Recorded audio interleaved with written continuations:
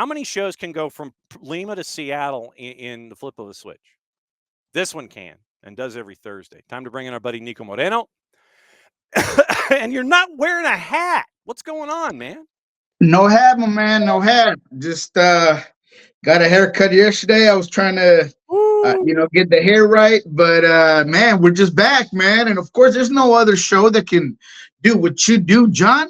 No other show can do what you do, going from Lima all the way out here in the Pacific Northwest for some Seattle Sounders and Western Conference information, my guy. But happy Thursday. This is cup number one, actually, of coffee, believe it or not. Okay. I just got a nice little cold shower, got ready to go, got my coffee on, and now I'm ready for some questions by my man, John. All right. So first and foremost, how was the surprise birthday party last week? It was great, man. It was all around exciting. It was an emotional day. For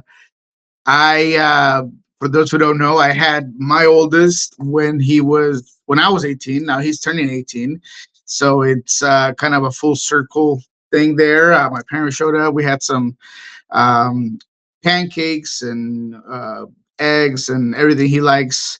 So it was a good time. It was a good weekend overall as well. He's getting kind of a whole couple of weeks of celebrating because we're also going to do a little something with him during the Super Bowl halftime, or after the halftime, I guess, because after the show, I guess. So we're gonna do a little something for him as well there, just so he can celebrate with some friends. But yeah, man, overall it was a good Thursday celebration last week. And when you're surprised by family, you go with what the family does when they surprise you first thing in the morning. That is mandatory. That's how this rolls. So you got to go in that direction. And a happy 18th across the board from all of us here on this side of the planet. I want to, as always, get into what's going on in the Pacific perspective when it comes to Major League Soccer. I want to start a little south of you and start in Los Angeles with what's going on at LAG. Because last week, and this is the first time we've had the chance to talk about it, the new rule, which was a long time coming, about being able to trade and buy inside Major League Soccer, you're starting to see these kinds of transactions. I want to talk about Jack McGlynn, Houston, and Philly coming up in a second. But the Bishop, Dejan Joveljic, gets sold to Sporting Kansas City for $4. Good piece of business by LAG. Then LAG, it looks like they're going to be adding Christian Ramirez from Columbus. And we'll talk about Columbus in a second. So CRAM looks like he's going from Columbus for a lot less money to LAG as the Bishop Joveljic goes to Sporting for $4. LAG is in an interesting spot right now because, okay, you've got your Joveljic replacement. I don't know if CRAM can match those numbers, although they're hoping, I guess, he can get close. But LAG now is very, very interesting because Ramirez supposedly coming in. You still don't have Ricky Puig for a substantial amount of time. I am intrigued to see how LAG solves this problem.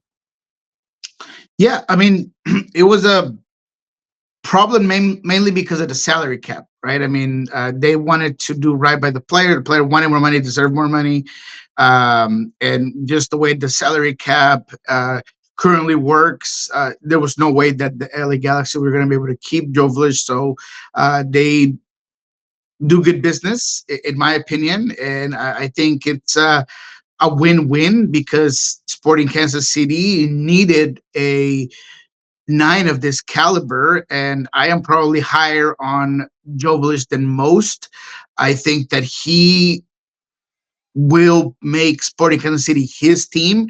He's finally the face of that attack, right? He was always the additional piece behind Javier Hernandez, in the mix of being around Peck and Pook and Royce. And, he was never the guy necessarily, regardless of how good he was and regardless of him being the one that puts the final dagger into the Sounders and eventually puts his team out in the MLS final and eventually into a championship. So I think that Joe Velez is very capable, and I think many are going to be surprised of how good he will be with Sporting Kansas City.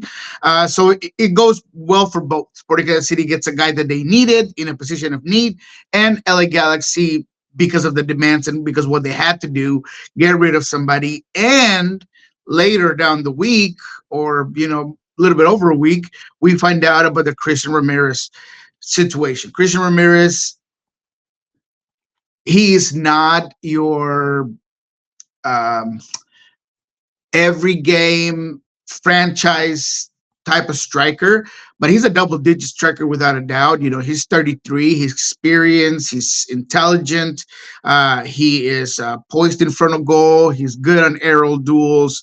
I think that LAG are doing good business once again by bringing in a guy like Superman, and he's a guy that's used to not being the guy. He's used to being the guy that is also behind somebody else. So he's going to go in there and just try to produce. This is probably one of the best situations he's been in, with the exception of course, last year with Rossi and Cucho next to him. So he's going to get a ton of service. He's going to get a ton of opportunities in front of goal. And I think eventually and essentially he will be a guy that's going to produce for LA Galaxy. Again, I don't think he's going to be the every game guy. And I think they will be other players coming into the Galaxy team's formation that could eventually rotate that position. But I think Christian Ramirez going there was smart for the LA Galaxy. Columbus is a bit of a head scratcher. You talked about him. I'm not really sure what's going on down there. For the life of me, I can understand that you want to do right by players and you want to cash in on a guy like Cucho for 16 mil, and you're making a profit, yada yada yada. But man, Jaboa gone, him gone, Hinestrosa gone.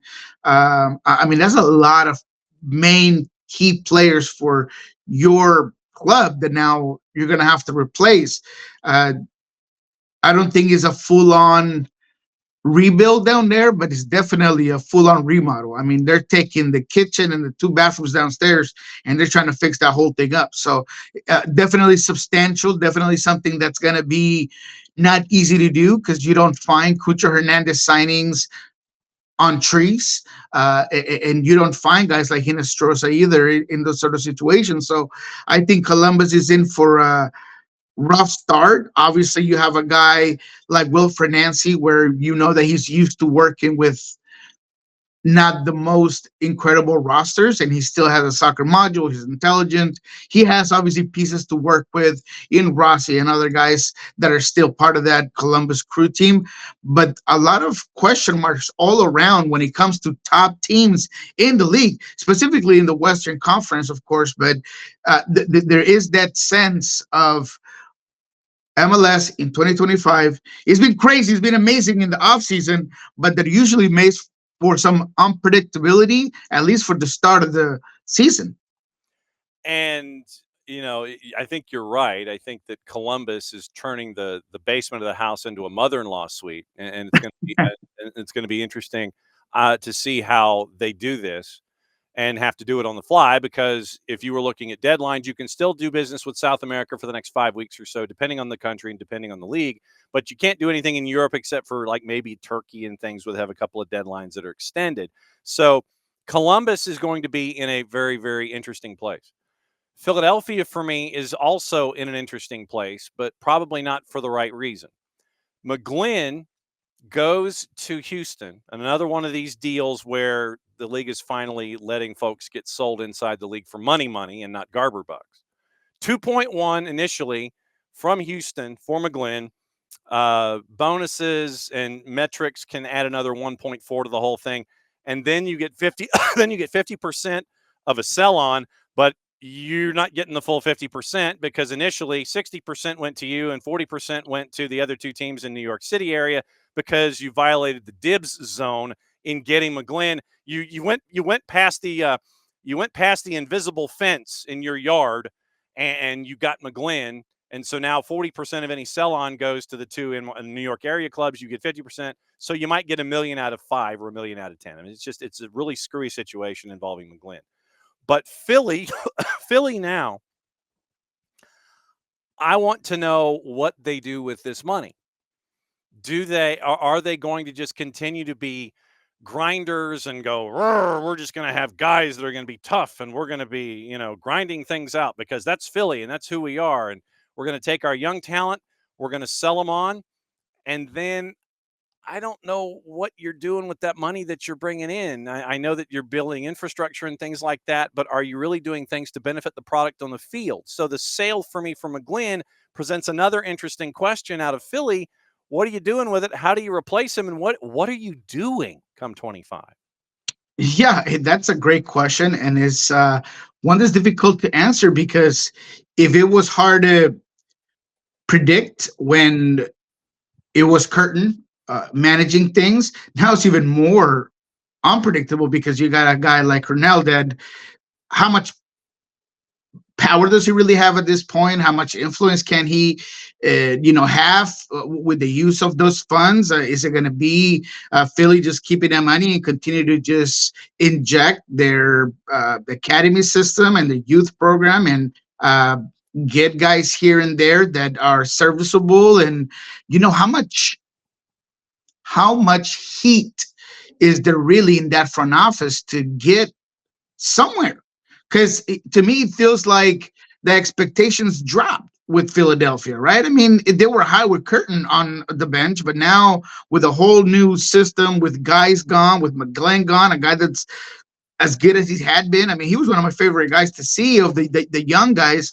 Now he ends up going to Houston. So for me, Philadelphia just has a lot of room to say, hey, look, we're in a whole new place. We are trying to make things happen, and we have a whole bunch of outbound guys. We haven't really brought in anybody necessarily that could replace those positions, and we're going to go off of being a collective unit the same way Cornell did in St. Louis. So it's just very hard for me to say what and where that money is going to go to and how it's going to be spent. But whatever happens from here until the end of the transfer window in the winter right now will tell you what has been said to Cornell and this team. Whether we're just going to take it easy, we're going to let you ease your way in, we're going to give you 3 years to build us into something that's going to be okay, or we need to win now, because that's the way I feel like they should approach this. This fan base doesn't deserve to have 3 years of waiting when they were Gareth Bale header away from winning the championship a couple of years back. So it just seems like you are backstepping or you're trending in the wrong direction when it comes to Philadelphia. And it's going to be. I think it's going to be something Red Bullsian, because that's where Cornell came from. It was kind of Red Bull's light when he was at all caps. Yeah. And then they freaked out when they had a bad start in year 2. It's like, second time through the batting order. Oh, no, they figured out our pitcher. And so you get rid of Cornell and you see what happens in the offseason. So for Philly, I am right now, like I said, I'm intrigued to see how this works. Ernst Tanner believes in it. So you bring in a guy like Bradley Cornell, and it's just going to be and we're going to personify the city and all these kinds of things. Yeah, but you look at that roster and it's just hard to see. And then when it comes to Houston, man, they themselves are also switching up a lot of players, right? Coco Carrasquilla now in Mexico, Hector Herrera out the door. Now you bring McGlynn. You got a couple of pieces down there that are going to be interesting to see. But, man, Houston's also another team that, like I said, especially in the Western Conference, to me, I guess because I'm on this side, when I look at those top teams, RSL, LA Galaxy, LAFC, man, there's a lot of turnover and there's a lot of switching and moving and going. LAFC lost Ilie, lost Murillo, lost Bogic. I mean, they lost so much prime talent, so many contributors, so many goals, so much defensive responsibility, so much experience.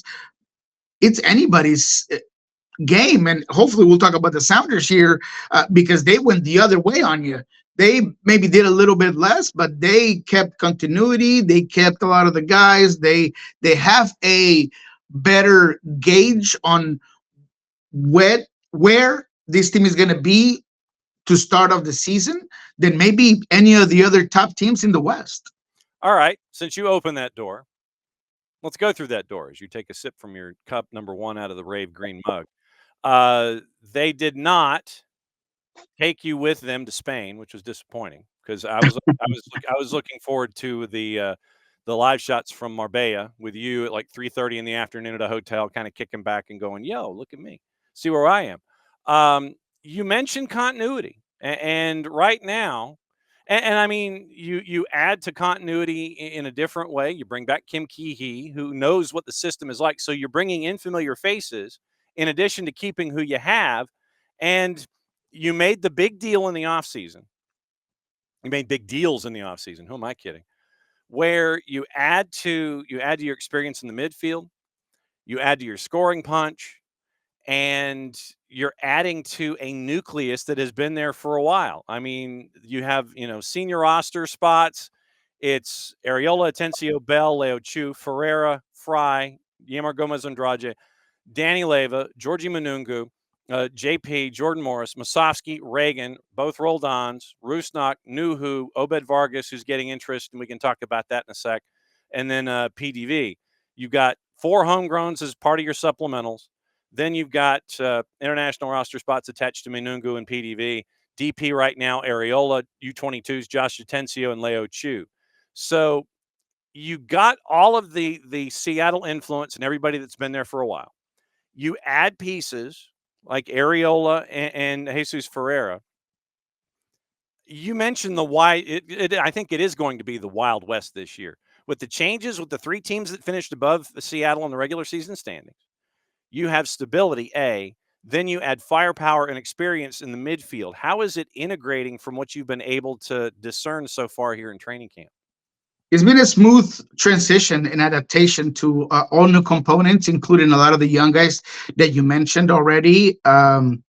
Everything I've heard from Marbella Spain camp, which came to an end yesterday after a 2-2 draw with Hammerby in their second preseason game of the day, because they had an early game before that. But man, it's been good vibes overall. It seems like Paul Areola and Ferreira have been a good fit for the squad in general, and to me that's a big deal. The competition level is high. When I look at the overall adjustments and addition of concepts for this Sounder teams, there's one prevailing message, and is we're going to be aggressive. We're going to be aggressive in our press. We're going to play with a high line in every single preseason game that they had in Spain. It was a 3-man back line. Sometimes it's a 3-5-2. Sometimes is a 3-4-3. There's variations of what they did in certain parts of certain games, but you think that with 3-man back line, they were going to be a little bit more direct and they weren't going to be as aggressive, but it's the opposite, man. They've been a possession-based team. They've been very good at transition moments and the aggressiveness of the press. Yesterday against Hammerby, they get their first goal out of a high press situation. The second goal, there's also some influence of it. They do get caught at the end of this game by the moments when you are committing so many numbers forward to press and the press doesn't get there, and couple of passes you're trying to recorrect and you're trying to get a foot race to get to guys that are behind a whole bunch of other players that you were committing forward, and they get caught up. But overall, man, it's aggressive, and I like that. It's aggressive in terms of the offensive as well. We're going to overload one side. We're going to switch it. We're going to have guys crash in the box. We're going to have Ferreira and Albert playing as 2 creative midfielders behind Jordan Morris. So there's a lot of freedom. There's a lot of movement. We're going to get a lot of width out of our wing backs. We're going to trust that Christian Roldan and Obed Vargas as the double pivot, always in, are going to handle moments of transition defense and that they're going to be able to get forward. So overall, man, I'm excited about what this Seattle team could look like with some of these new adjustments and the aggressiveness of it. Can it be dangerous? Am I a little concerned that you having the best defense on the league per se got you to a Western Conference final last year, and now if you gamble a little too much with that high line pressing as high as you are doing it right now, can that result in a couple of bad goals and maybe some instability defensively? Maybe, but I think that the team can correct it, and if they can perfect it, they're going to be a difficult team to beat. Not to mention that Brand Smetzer is not afraid of going back to his standard save 4-2-3-1 and working from there. I just like what I've seen so far out of Marbella. Couple of standouts. Pedro de la Vega's been lights out, engaged, consistent, understands the system. Unfortunately for him, I think this formation does make him the odd man out. He wasn't part of what I would call the starting lineup yesterday in that second game of the day in preseason in Marbella, but he's looked fantastic. Love what I'm seeing out of Obed Vargas so far. Jesus Ferreira, man, he very versatile, very free, very open. Yesterday, he put a couple of balls into Jordan Morris that they're spot on. They're where they're supposed to be. Jordan isn't able to finish in those, but I think he has been incredible.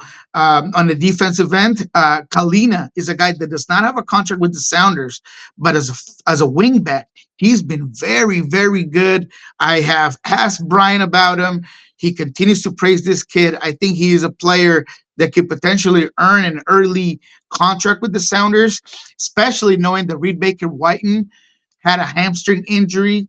Brian Smetzer said that he felt that pop, the kid did, the player. So we'll see what happens with that hamstring, something to look at. But because of that, I think Kalina can really get himself into a situation where he has a contract next season. Jordan Morris has looked good as well. So overall, man, it's good vibes from the Sounders. There was one other bad news yesterday that I don't want to overlook here. Albert Rusnák did go down in the 27th minute, I believe, of the first half of that game yesterday. You can hear Brian Smetzer telling him to go down. I went back, looked at the tape. He seemed like he might have pulled something. He's trying to play through it. He's given the sideline all kinds of signs, and eventually he just goes down. So hopefully that's not incredibly long for a player that's going to be important for this team. But to me, man, I feel like there is a better outlook into this squad, this strategy, and these players than there was last year, and that alone is very encouraging. And I think it's going to be. I think it puts Seattle in a position to be one of the more almost written in Sharpie to be on top of the West. And I'll say it like that. I mean, quite honestly, I think that the Sounders' floor is so high that they will be in the top 6 slots in the Western Conference very early on. Then, in a perfect world, all things being equal, Albert Rusnák's not going down taken into consideration. Give me your starting 11. Ooh, I like that. My starting 11 would be in a 4-2-3-1. Okay. Me personally. So I would go Steph, Nuhu, Reagan, Yamar, Alex, Christian Roldan, Obed Vargas. The 3-band on top of the holding mids would be on the right. Ferreira. Oh, no, hold on. On the right, Pedro de la Vega. In the middle, Albert Rusnák. On the left, Jordan Morris. And up top, Ferreira. That's the way I would set it up. That's my favorite 11. I don't think that's what we're going to see. They've been very focused on that three-man backline, especially when their first game is in Antigua, obviously playing the Guatemalan team. So I think that they will go back to it. And that lineup, the only change there is that you pull Pedro de la Vega out of there, and then you add a center back or a wing back per se. So I think that Ariola starts on the left, and he's the guy that comes in for Pedro de la Vega, and then you just set it up with Nuhu, Yeimar, and Jackson in the three-man backline, and then everything else just kind of fits almost the same with Jordan Morris up top and Albert Rusnák and Jesus Ferreira working as a double creative midfield there. So obviously a team that you can almost be sure that you know what the 11 are going to be, with one exception, depending on what the formation is and the approach for Brian Schmetzer is in a couple of games starting the season. All right. So, what are you anticipating going on in the next week before we reconvene with another cup of coffee and another Thursday morning? What's going to be going on in Seattle between the time that the plane comes back from Marbella and you get to go back to the Children's and Swedish Playhouse and find out what's going on over there? I believe, I don't have the calendar in front of me, but I'm pretty sure that Louisville, they will face Louisville in their last preseason game of the season. That's going to be in the Sounders facility. Not sure just yet if it's going to be open to media, but I hope it is. They will be back. We're hoping to hear from Brian about injuries to Albert and Reed. I do expect one signing out of those guys that have been very interesting in Spain, the younger guys, Bernal, Sebastian Gomez, and Kalina. Those are the three that I'm looking at to essentially get a spot. Don't look at a big signing until the summer. I think that the U22 will be used in the summer window, in my opinion. But that's kind of what I foresee adding on here in Seattle before our next Thursday morning, of course. All right. So, what else is going on with you right now at El Rolo NW on the 280 character app? Yeah, man, exciting. I told you guys that I was going to be doing a weekly Friday show with Jeremiah Shan from Sounder Hard. We're going to be podcasting every single week about the entire week of training, the game ahead, any news, anything that kind of builds up and we hear in the walls or in the hallways of the performance center, of course. So that's going to be cool. Check that out. And then on Mondays, we're going to be doing something with Ari Lalawal and Lovin Scorchers. So on Monday mornings, I think that's what the calendar says right now, is that we're going to go Monday mornings and we're going to be talking about the entire league.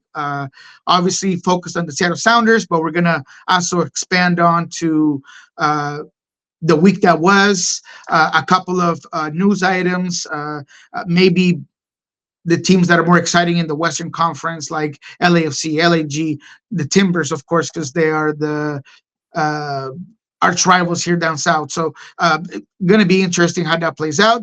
So that's kind of what we have in mind that's set in stone so far for me coming up. Looking forward to it as always, my friend. Great to see you and glad the birthday went well. And I know that the birthday, it's going to turn into a birthday month. I'm going to tell you right now. So just be prepared for all of that. We will catch up with you again next week for the last half hour of the normal 2 hours here on SDH AM. Thanks as always, my friend. Love you very much. And we'll see you next week.